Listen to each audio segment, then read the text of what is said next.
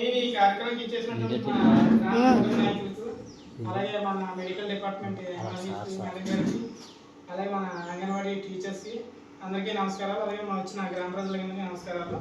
Main ఈ రోజు ఈ కార్యక్రమం ఏంటంటే జనాభా ఉత్సవం అని మనకి బిర్సా ముండా గారు ఉన్నారు.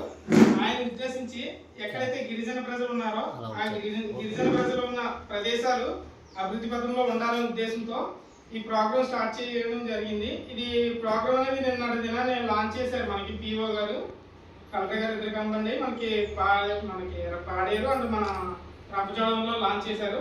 ఈ రోజు నుంచి ఏంటంటే ఈ రోజు గ్రామ సభ నిర్వహించి మనకి హెల్త్ పరంగా ఏమైనా హెల్త్ ఇష్యూస్ ఉంటే మన మెడికల్ డిపార్ట్మెంట్ వాళ్ళు ఏంటంటే ట్రీట్మెంట్ చేసి ఏమైనా సలహాలు చూసుకుని ఇస్తారు. అలాగే మన అంగన్వాడీ టీచర్స్ ఏం చేస్తారంటే ప్రెగ్నెంట్ లేడీస్ ఉంటారు కదా, వాళ్ళకి డెలివరీ అయిన వాళ్ళకి న్యూట్రిషన్ ఫుడ్ ఏమేమి తీసుకోవాలో, వాళ్ళ హెల్త్ ఇష్యూస్ పర్ఫెక్ట్ ఏమైనా మెయింటైన్ చేయాలని వాళ్ళు ఎక్స్ప్లెయిన్ చేస్తారు.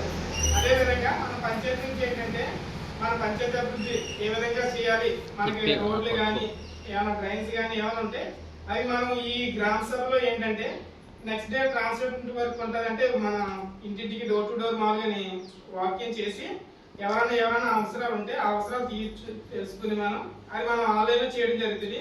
ఈ ఆన్లైన్ చేయడం ద్వారా ఏంటంటే ఒకప్పుడు మనకి పిఎం జన్మను పిఎం జాగో అనేది స్కీమ్స్ ఉంది. ఆ స్కీమ్స్ ద్వారా ఏంటంటే మనకి రావాల్సిన గ్రాంట్ ఏదన్నా ఆ స్కీమ్ ద్వారా మనకు వస్తుంది. దాని భాగంగా ఏంటంటే మనకి వెంకటనగరంలో మన అంగన్వాడీ ఆ విధంగానే పిఎం జన్మలో శాంక్షన్ అవడం జరిగింది.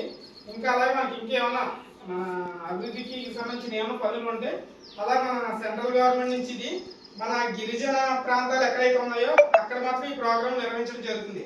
ఎందుకంటే మోడీ గారు మెయిన్ మన గిరిజన ప్రజలు అభివృద్ధి అవ్వాలనే ఉద్దేశంతో ఈ కార్యక్రమం స్టార్ట్ చేశారు.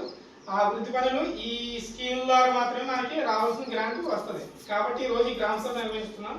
అలాగే ఇంకా ఏంటంటే మనకి నెక్స్ట్ మనకి వెంకటనగరం ఉంది, మన అచ్చిపేట కూడా ఉంది.